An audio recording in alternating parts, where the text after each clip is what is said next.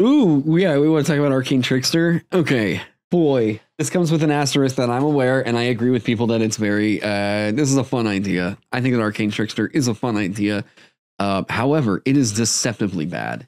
See, yeah, and now we're already seeing the kind of the sway happen here. Someone said F, someone said S. Let me see it here. Best rogue, what's there to talk about for Arcane Trickster?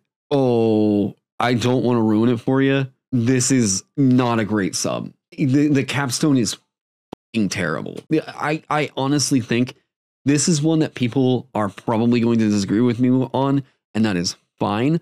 Arcane Trickster is a complete trap. Absolute complete trap. It's good if there's no casters in the party, I guess.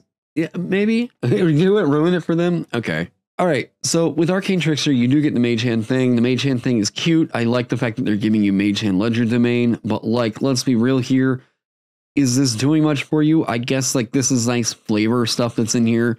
I guess you can use the bonus action granted by your cunning hand, or your cunning action to control the hand. This is okay in here. I like, if they're going to give you spell casting, this is about the most that they could give you. All right. There is a lot of flavor in here. A lot of flavor. Not a lot of mechanical weight though. Okay. So you're getting the spell casting and you're getting a pretty restrictive spell list for this. There are some spells that are on here that are quite good.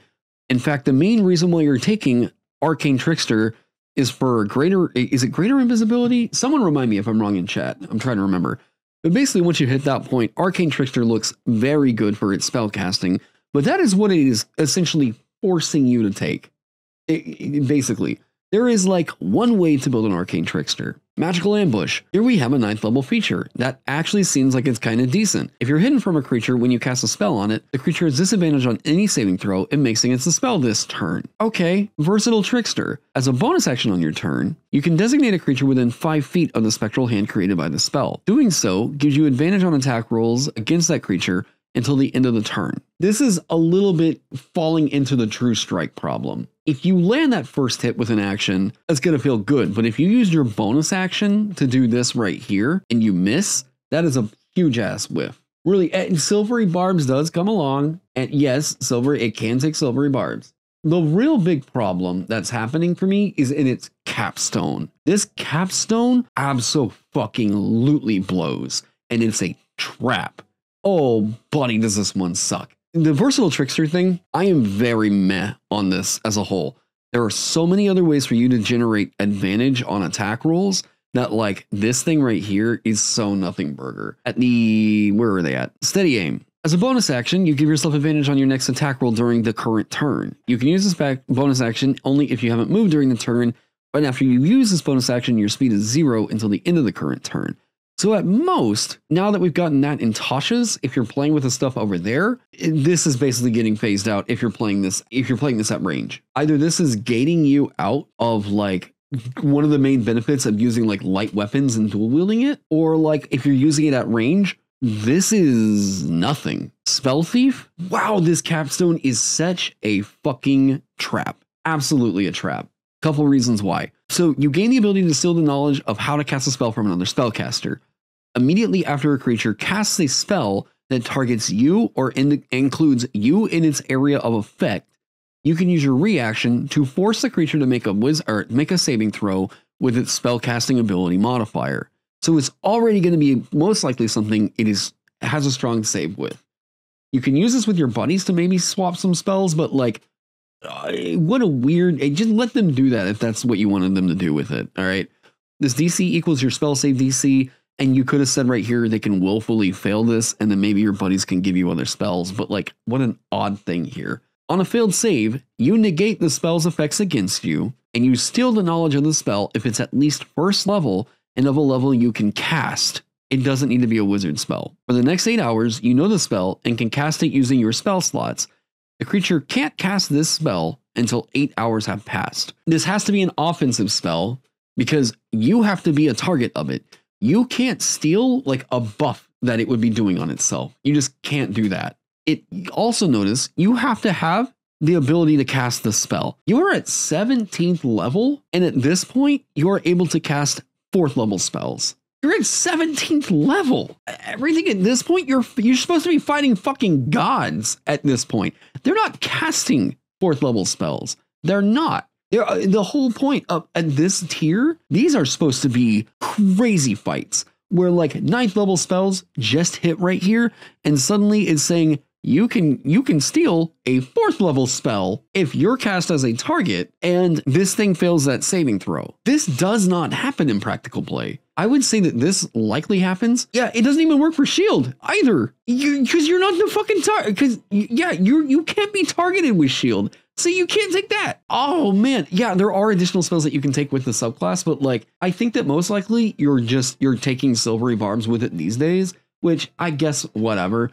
If we're gonna say that a broken spell makes this one worth it, then like that's not that's not the way I'm looking at it. This feature deserves a rewrite. Absolutely deserves a rewrite. I cannot find a use for this that I think is ever going to come up in practical play. This maybe comes up once in a campaign. The real capstone that they get is that they're getting like greater invisibility here. Yeah, and even then, it's an illusion of choice thing for me. I think that Arcane Trickster is a lineup of a lot of things that look really good until you really try to chew them out in the system. And then it's just so fucking dog shit. It could have been a 9th level ability. Yeah, this could have been something really cool that kicks on at 9th to make sure that as you're going into this next tier of play, oh man, this does feel really solid. 9th level, you're swapping up what? 2nd level spells? These are still coming up. These are still kind of happening. Whenever you get the 3rd level spells, even still, people are probably lobbing fireballs. Yeah.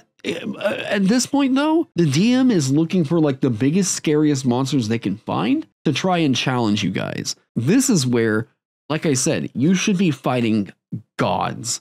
You should be fighting some creatures who, like, honestly, if you're looking at the new way that they're writing monster stat blocks, if they're going to start getting rid of spell casting in monster stat blocks, this doesn't work. This does not work. What's more overhyped, Vengeance or Arcane Trickster? Probably Vengeance, but like, still, I think that Arcane Trickster is the ultimate trap subclass at making you think that like everything looks great on paper and it sounds so goddamn cool, but like, woof, does it ever flop? It's just totally impractical. I think that Arcane Trickster, honestly, their real capstone is that 4th level spell slot getting you greater invisibility. This is a feature that just does not work like you want it to. If whenever it comes into play and it happens, whatever. Yeah, whatever. Versatile Trickster, this has already been outclassed by Tasha's. Magical Ambush, this is okay. This is all right. Whenever you get greater invisibility, ooh, that's quite good. That's quite good. This is a nothing feature. This is nothing right here. The spell casting is the best part of this. The rest of it is so flop. So yeah. Now that I've done all that, Arcane Trickster, chat, where's it going? To me, there's aspects of it that deserve a complete rewrite. I think that this one is actually broken and non-functional because it's not doing the things that it wants to do. The spell lists do help carry it. It does. F for mechanics, D because the concept. Rewrites here.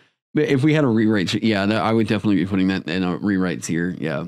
I think I'll put it up at the top of D. Like, it'll work, but the features don't really work all that well. Oh, yeah. I don't think Magical Ambush really works for most spells because as soon as you cast a spell with a verbal component, you become unhidden.